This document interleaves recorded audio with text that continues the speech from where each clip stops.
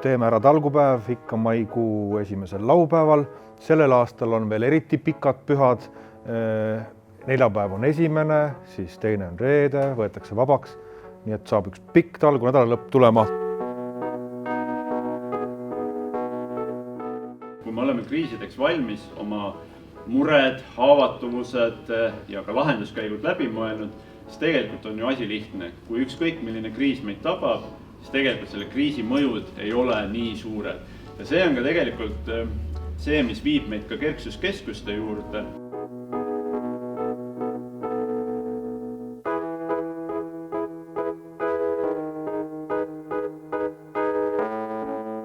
Virtsu kandi mehed tegid juba algust. Ja siin on täna öösel valminud raamatu jagamiskapp, mis läheb tõenäoliselt üles suure maanteäärde enne Virtsu sadamat paremat kätt. Saate hakata sealt alati siis läbi sõitma ja sealt võtma raamatuid ja sinna siis ise ka alati midagi vastu tooma.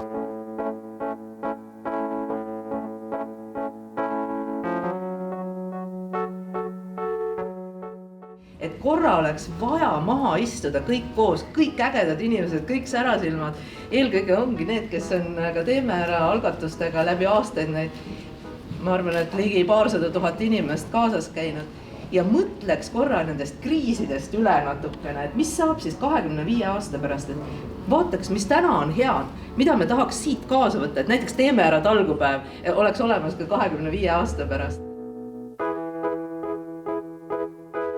Hästi hea meel on öelda kõigile pealehakkajatele, et nüüd on see võimalus panna oma talgud kirja, lüüa kaasa ja teha oma kodukandis midagi paremaks, nii nagu me oleme juba igal kevadel teinud. Tuhanded inimesed üle Eesti ootavad talgupäeva ja meil on hästi hea meel, et need ettevalmistused juba käivad üle Eesti. Nii et sellega saame öelda tere tulemast kõigile, Teeme ära talgupäev ja talgukevad on alanud.